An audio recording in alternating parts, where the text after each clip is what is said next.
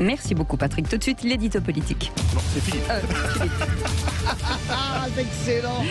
Et puis ce matin, je ne sais pas pourquoi, je vous appelle Félix, un seul être, Patrick. voilà, vous c'est manque ça. et tout Mais est j'ai dit peuplé. Félix aussi. Ouais. Donc, cher Philippe, l'édito politique avec Françoise Degois. C'est Bonjour moi, je m'appelle Françoise. pas Arlette, mais je pourrais aussi, ce serait en honneur. Ma chère Cécile, ma chère Fabiola, bonjour. Mon cher Patrice, bonjour. Bonjour Françoise, retour sur l'Euro de foot ce matin. Françoise, vous me direz quel rapport avec la politique? Eh bien justement, vous dites l'Euro et la présidentielle, même combat. Absolument. Leçon numéro 1. Dominer n'est pas gagner. Oui. Regardez l'Aurora, et je te garde le ballon pendant des heures, et je te le passe en retrait sur le latéral, et pof, je sors au stade des demi-finales, et je ne verrai jamais la finale. Pourtant, pendant 90 minutes, eh bien, cette équipe espagnole, elle a dominé. C'est pareil en politique. Saturer l'espace en communication, saturer l'espace en déclaration, saturer l'espace en interview fleuve, où à chaque fois, on vous explique que vous allez dire des choses que vous n'avez jamais dites. Je pense pas simplement à Emmanuel Macron, je pense également à Marine Le Pen, je pense également à tous les candidats à la présidentielle. Eh bien ça s'appelle dominer.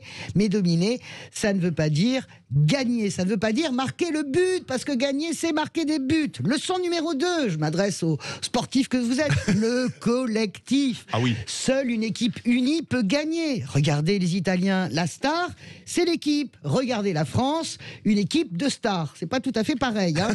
Regardez les Danois, il n'y a pas de grand génie, il n'y a pas de Mbappé, de Benzema, de Griezmann, mais vous avez de très bonnes individualités dans un groupe uni. Uni dans la diversité, le summum de l'harmonie. Voilà, ça c'est formidable. Avis à la gauche et à la droite. Je donne un petit conseil. Pourquoi est-ce que je parle de politique? Parce que hors de l'union, point de salut. Arrêtez de vous chercher des poux dans la tête. Ne continuez pas à vous engueuler. Vous avez déjà perdu, d'ores et déjà, je vous le dis. Il y a plein de stars à droite, il y a plein de stars à gauche. Mais ça marque pas de but. Et puis, avis à Emmanuel Macron et Marine Le Pen également. Ils sont tout aussi seuls que la droite et la gauche sont déchirés. Pas de parti, pas d'élus locaux pour Emmanuel Macron, pas d'alliés pour Marine Le Pen. Tout ça est quand même assez maigrelet. À ce stade, moi je vous le dis, personne ne gagne l'euro présidentiel. Mais la règle la plus importante arrive, Françoise. Cécile, Philippe, la plus importante, c'est quoi? Rien n'est jamais fini.